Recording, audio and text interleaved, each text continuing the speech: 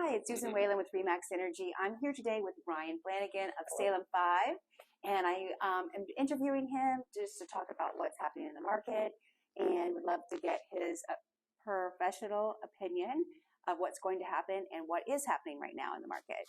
So Ryan, can you tell us a little bit about maybe your background, how long you've been in the business, and then we'll jump right into it. Sure. I got into originations in the year 2000, so I've been with in sales for about 24 years. Prior to that, I was an underwriter, so I definitely have product knowledge, being able to analyze tax returns, credit reports, bank statements, and really understand, what it takes to get the borrower either pre-approved or approved if they've actually found a property. That's awesome. It's amazing. Yes, I've worked with Ryan on many deals, and he is great at hand-holding people through the process if they are first-time home buyers or if they are people that have been in the business and have done several purchases before. So he's also very good in whatever type of circumstance that they're in. And you're always, just like in your business, you're gonna have different personalities. So I always say that you have to be, just in our professions, you have to be a chameleon. You have to, you have to deal with people that say, "Hey, just take care of me." You have to have people that are very cerebral. A lot of engineers, they like reviewing stuff. They like, processing stuff.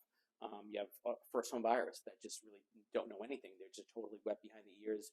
So you have to explain the whole process to them. So, but that's exciting because obviously first home buyers, they're getting into their house. It's home ownership, achieving the American dream. Exactly. So yeah, So it's good stuff. I know I do like working with all types of buyers, but first-time home buyers are great because that excitement and that energy that they have.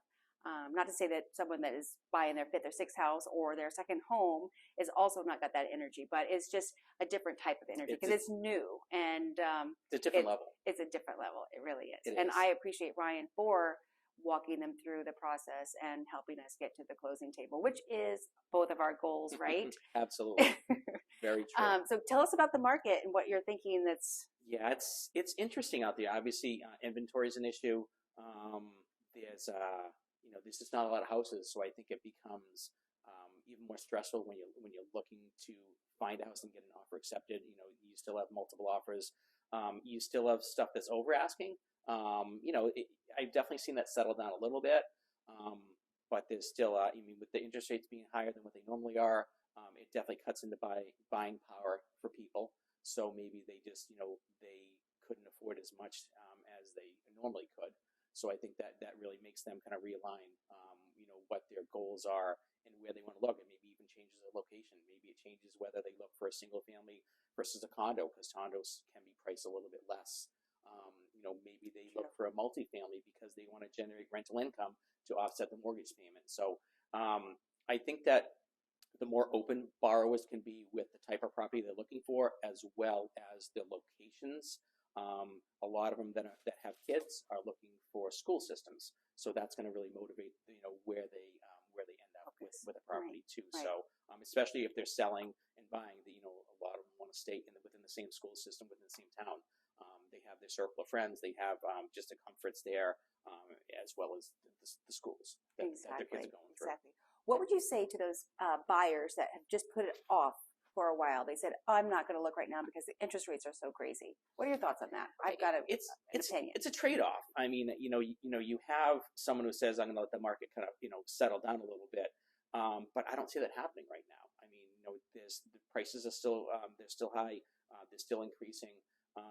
I get it with the whole waiting for interest rates to come down, but you have a pretty good phrase that I think that you're going to share with us, which I agree. And it is. It's very true that if you wait now, you could be giving up a potential investment, and maybe that house that's on the market now, and you're going to wait for something else. If that one really checks all the boxes, why are you waiting? That's exactly right.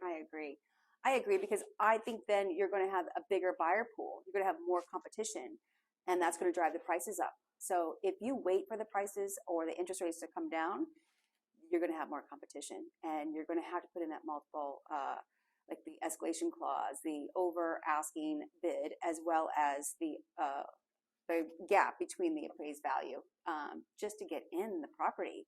So it's better to, this is my phrase, and I'm sure you've all heard of it, is date the rate and marry the house. And you can always refinance. Ryan is good at that. True. So Very true. And, yes. and people always remember the low rates. I mean, the rates that were back in 2020, 2021, they were super low. But nobody remembers the rates that were in 2000. I mean, I remember when I first got into originations, and they had adjustable rate mortgages that were in the high 7s or low 8s, and then you started refinancing as rates got lower. So I think we're at that stage now where rates are higher, and at some point in time when they level off and start to come back down, which is another kind of conversation about rates coming down in the future or what they're expected to do, then you're going to be able to take advantage of refinancing and lowering that payment. So typically people stay in their loans for about 7 years. That's about, whether they sell the property, whether they refinance. So, that 7-year period, that just means historically that you're going to be able to do something with that mortgage, whether you lower the rate through a refinance, whether you go from an adjustable rate to a fixed rate, whether you go from a 30-year fix to a 15-year fix because you want more of an equity builder. So there's definitely options out there, and rates are cyclical. They do cycle, Right. and we're just at a high point in the cycle right now. So they're going to get lower. I think that patience is a virtue, and if you can kind of look to the horizon and know that they're going to get lower, I think that's going to really add comfort. Just knowing that your position and your cash flow are gonna better.